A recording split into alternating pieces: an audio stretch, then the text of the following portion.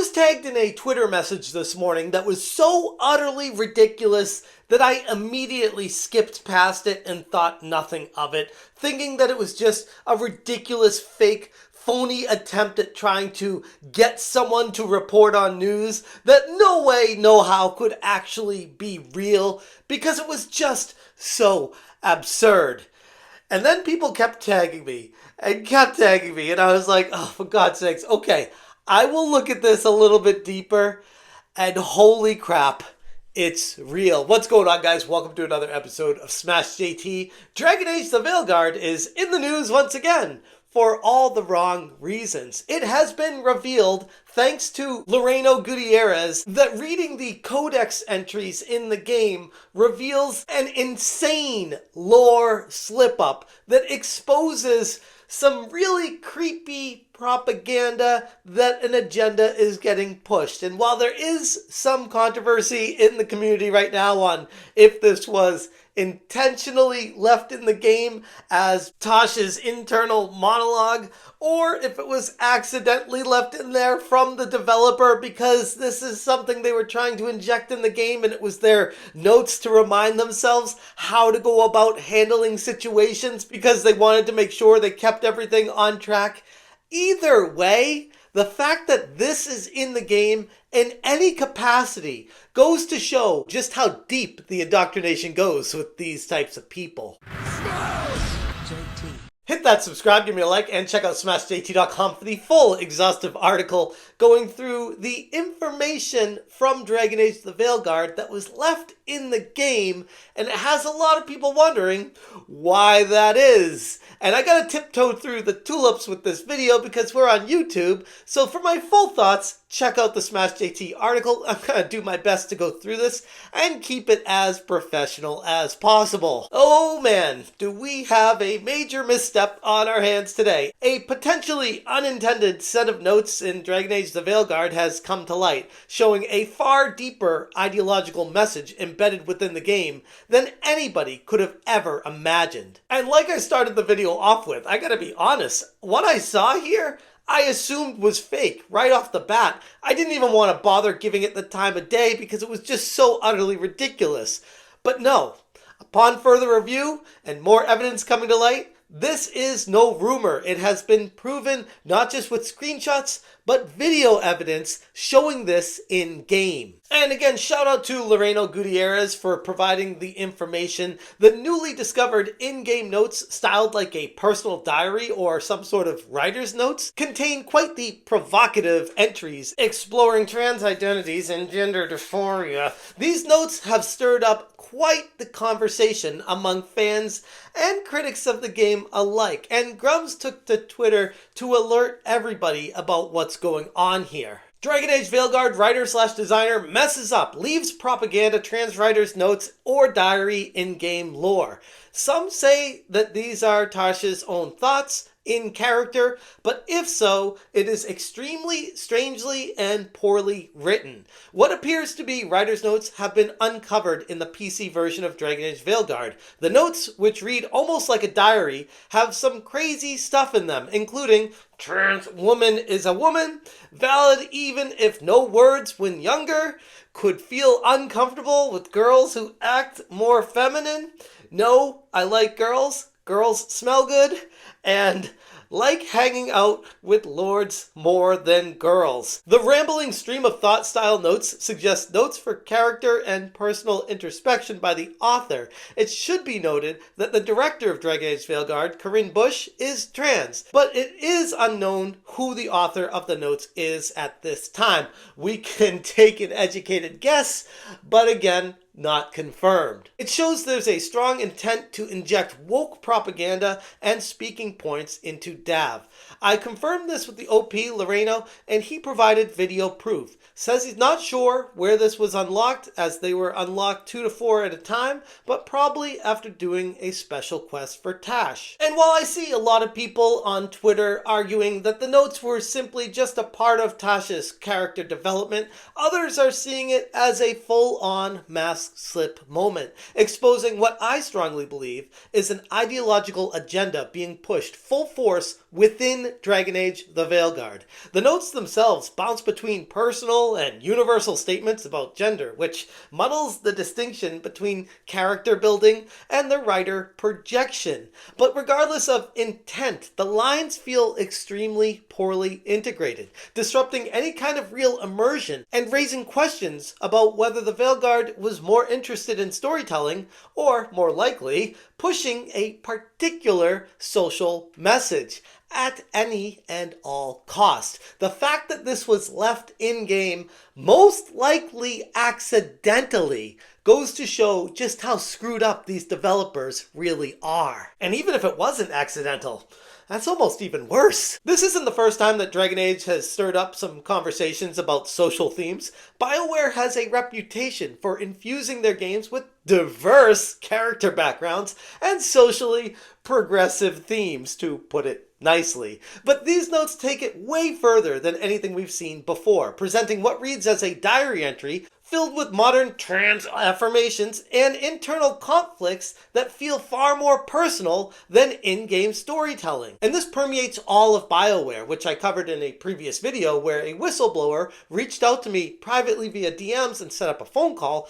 to talk to me for nearly an hour about just how bad it was inside the walls of BioWare themselves. But getting back to the in-game manifesto of sorts, statements like trans woman is woman and valid even if no words when younger seem more fitting for a personal journal or social media post than for any kind of piece injected into a fantasy game lore. It's so out of the blue, disjointed and immersion breaking that it raises the question of how much of a writer's voice should influence the voice of a character in a game. Where do you draw the line between narrative depth and ideological insertion? Clearly, some of these developers don't draw a line, and this is the result of it. Just taking out some tidbits of it doesn't do it justice for just how insane this really gets.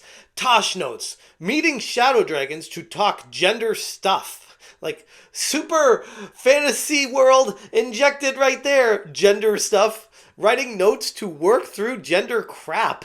Showing to Rook for help, maybe?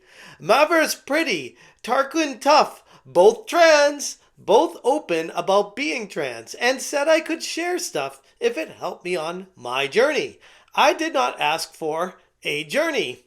And it goes on, trans means was other gender, then changed? Wait, no, was always new thing, just now acknowledged. Not changing, affirming. Trans woman is woman. Not feeling right in body is dysphoria. Whole big thing. Could feel like want to be guy instead of girl. No. Could feel like not connected to body. Not everyone does this. Could feel uncomfortable with girls who act more feminine. No, I like girls. Girls smell good. But like hanging out with lords more than girls. Ashamed of not doing what your gender should do, in quotes. Ugh. Getting euphoria is feeling right. Non-binary means not man or woman. Can feel like either? Can look like guy, girl, neither? Some use she/he. Some swap. Some use they. But still single with name? Flynn is non-binary. They are coming this way. Confusing, but sure. Also gender fluid. Feel different on different days. Can switch pronouns. Don't think that's me. Agender, bigender, demigender, others. Lot of different ones. Not me, but okay. And this, remember, is part of a fantasy RPG fighting against dragons. Yet there is such a heavy focus on this gender fluid, binary, pronoun injected mess of a game that you can't help but wonder who the person is that wrote this and why they put it in the game. Arthur on Twitter said, "Is this really in the game? It reads more like Reddit."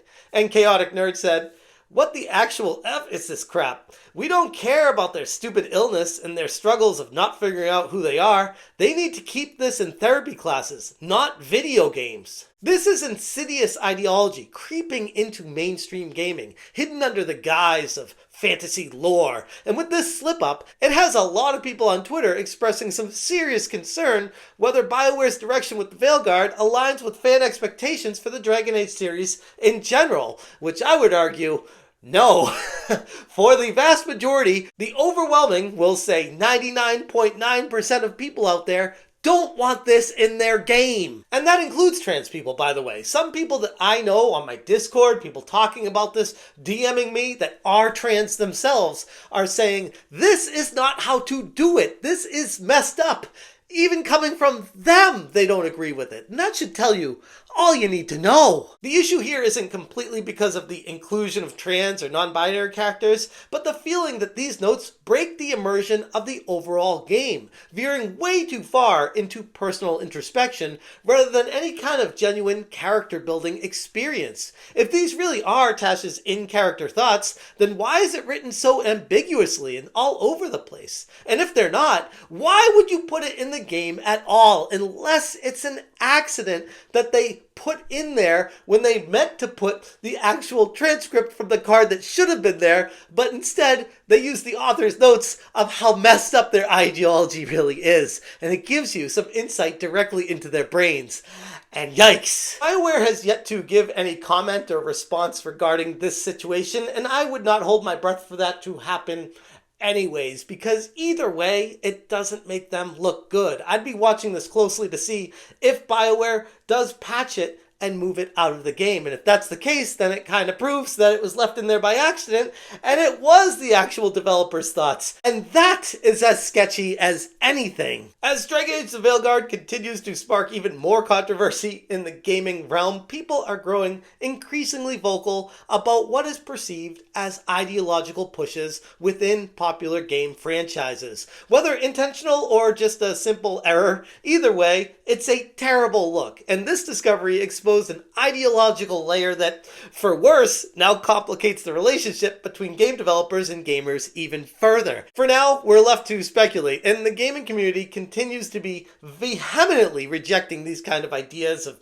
modern personal ideologies being injected into video game fantasy storytelling worlds because they have no place there, and overwhelmingly are being rejected by gamers. And this situation in itself, like I started this off with, is so ridiculous that I can't actually believe I'm reporting on it. But I guess this is where we find ourselves in the modern era of gaming in 2024. I got a feeling people are going to look back at this 10, 20 years from now being like, holy crap, you remember those times when they were doing that with those games back then, thinking it was like normal? And it's like, no, we're living through it, and we're saying it was never normal. So reference this video in the future. Anyways, I'm going to leave it there. If you guys want more information, check out smashjt.com for the full article. If you guys appreciate what I'm doing, hit that join button. Thank you so much for watching, and as always, you stay smashing. Smash